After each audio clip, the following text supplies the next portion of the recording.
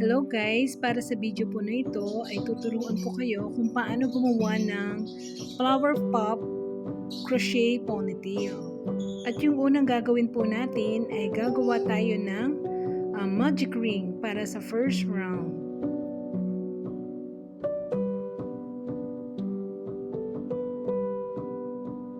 At para sa round 2, chain 1, then gagawa po tayo ng 12 or 12 na double crochet.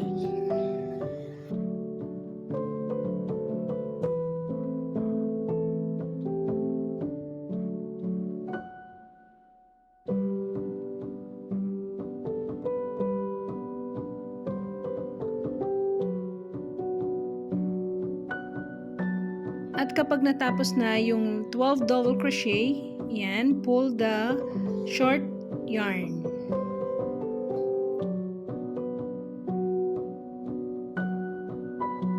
Katapos, slip stitch. At para sa round 3, chain 5 para mas malaki po yung ating flower. Yan.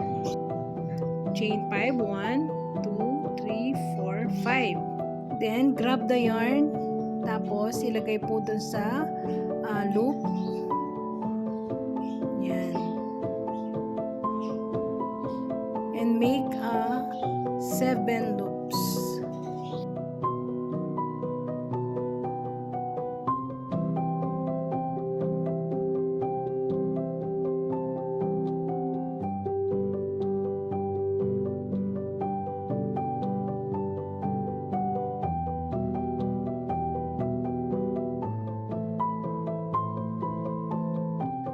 At pag 7 loops na po, yan, hilahin na natin yung yarn.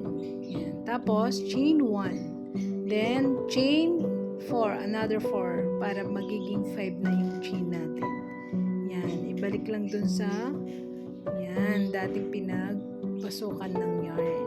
Then, ganun ulit, chain 5, tapos grab the yarn, and make 7 loops. Yan.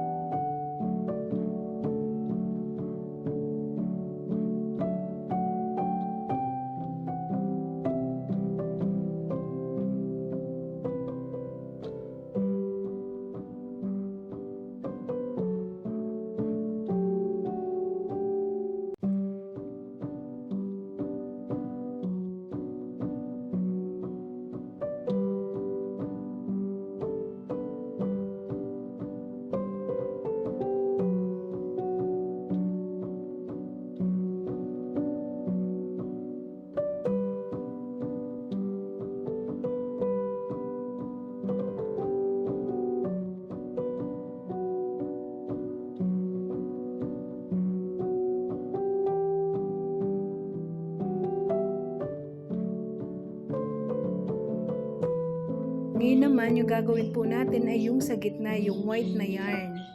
Yan. Make a knot. Yan. Tapos, chain 5.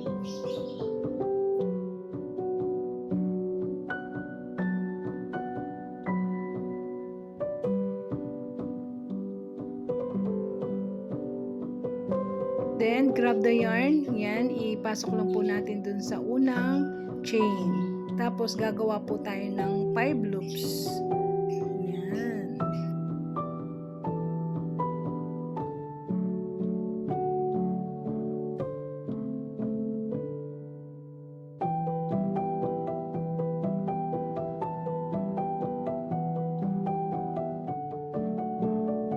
And chain 1. And cut the yarn. Ayan. Ilagay na po natin sa gitna ng bulaklak para matakpan yung ating butas ng flower natin. Ayan. Katapos, itali lang po natin siya dun sa likod ng 3 beses para hindi siya maalis.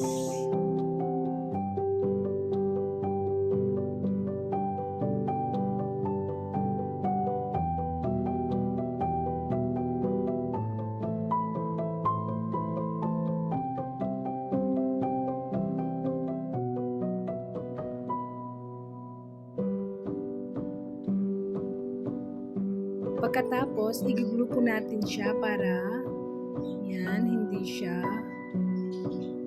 nawawala. Ayan, mawala. Ayan. At ilagay po natin yung ating ponytail na black. Ayan. Pagkatapos, itali din po natin siya ulit ng 2 beses, 3, yan. Para mas matibay po siya. Then, cut the excess yarn. I-glue natin ulit para hindi siya madumi tingnan.